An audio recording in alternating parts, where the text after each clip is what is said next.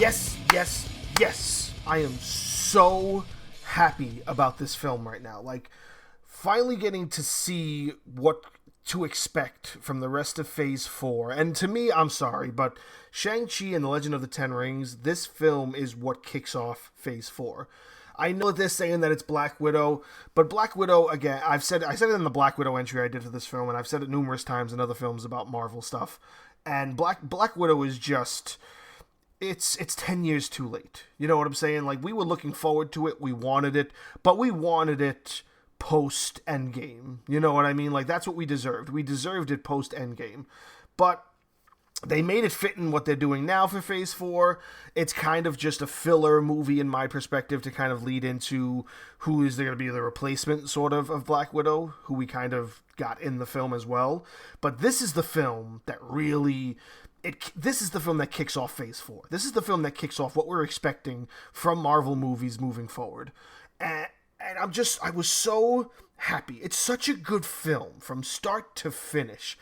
And it gives you everything that you're expecting a Marvel film to give you, especially a Marvel origin story film.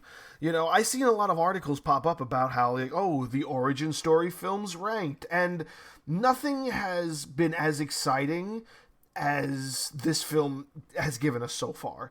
You know what I'm saying? All these other things that we've been getting within the shows and the films at the end of Phase 3 and the beginning of Phase 4, and now all these shows that are connected into Phase 4 as well, they're kind of just establishing previous characters in new lights. This is the first new character we've gotten. You know, like, we're finally getting new characters for the next generation. It's just I'm so happy that this was such a tremendous success as what it is. And that's my opinion. I know that there's some people out there with some mixed opinions on it. There are some people with mixed opinions on its general connection to a lot of other stories. You know, there's a slight bit of dialogue where the father is expressing, like, the Mandarin utilizing the symbol of the Ten Rings and saying, like, yeah, that's not us. You know, we kind of just used him. And they kind of just used me and my symbol, and they gave him the name of an orange. You know, it's a funny piece of dialogue exchange. But it's just, what's good is that it doesn't do too much of that. You know what I mean? Like, there are a few dialogue moments where they talk about what's going on in the universe. They're talking about, oh, when people came back. They're talking about, oh, the connection to Iron Man and all these characters. They talk very little about its connection to the universe, and it really focuses on the building of what this character brings to the table, what the Shang-Chi character is meant to be for storylines moving forward. And then you finally get to the end and the post-credit sequence where you do finally see him get involved in the overall universe. I won't go too far into that because the film just released this weekend, so many people are going to be watching it and they're going to be wanting to give it their own opinions and their own perspectives. And they're going to want to see it for themselves, especially diehard Marvel and MCU fans. I'm telling you the truth, I was looking forward to this, and it's over-exceeded my expectations. I don't know what to expect about the next films we have for the rest of this year, and even moving into next year. Phase 4 looks very promising with Spider-Man No Way Home, leading into the Doctor Strange sequel, and the Thor sequel, and the Black Panther sequel. And then we have this other film in November with the Eternals, and who these characters are, and who they're supposed to introduce. This is the film that deserved to kick off Phase 4. To me, Black Widow should have been what ended Phase 3. That's my opinion. It shouldn't have been Spider-Man. It should have been Black Widow. But with whatever creative decisions they decided to make, they now did it this way. And what's even more messed up is, for those who may not be aware, Scarlett Johansson is in, like, legal battles with Disney and Marvel Studios because they released the Black Widow on both theaters and on the streaming service Disney+. One of the hugest issues with that was Scarlett Johansson had a deal with the studio that she would receive a certain percentage of the box office sales. Well, when they released it on Disney+, most people probably didn't go to see it in theaters. And when they didn't go to see it in theaters, she lost money. and that was probably a big hit for her. So she went to court with them.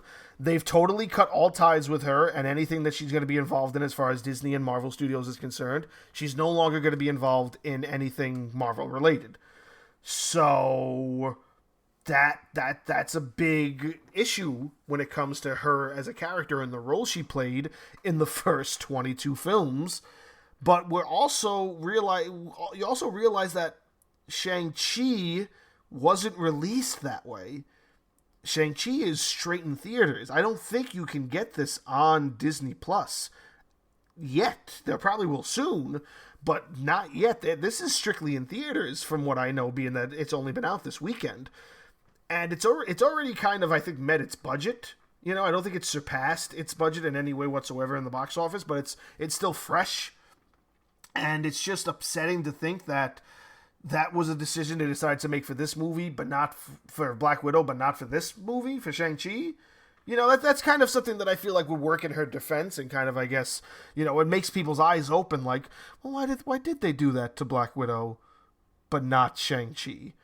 And, I mean, granted, it's, completely different films and completely different, stories and outcomes and production. Black Widow's been in production for years, and Shang-Chi, was something that they brought up and decided and started doing, less than a couple of years ago. But it is a tremendous film. I was super happy with it.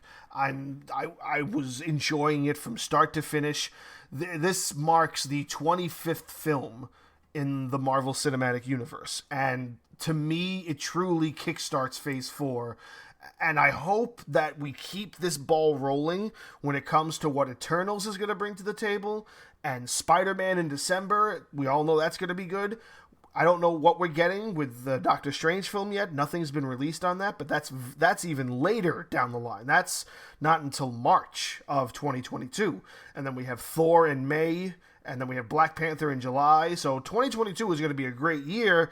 And I'm just going to throw this out there again, and I've brought it up in Marvel entries I've done before. There's no sign of what the next Avengers film is going to be. And maybe they're keeping that very, very under wraps, but, I mean, we have to get something soon.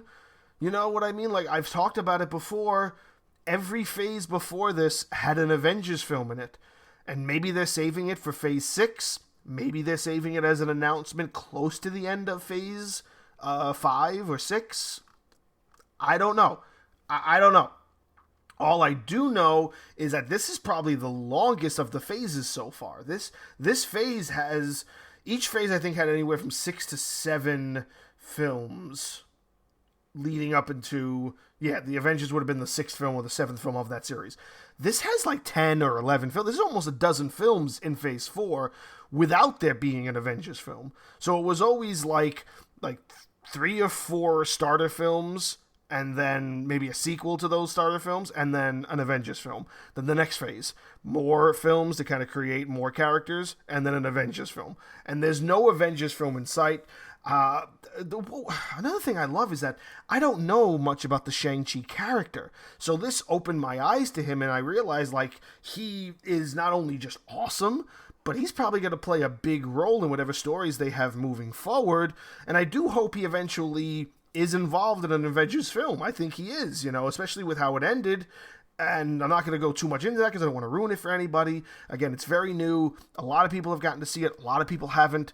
And if you were waiting for something like this, I guarantee you there are no spoilers in this entry for you. You will still go and watch it and enjoy it thoroughly. And I suggest you do that because it is totally, totally worth it. Whether you're a Marvel fan, an MCU fan, or just a fan of really, really good movies.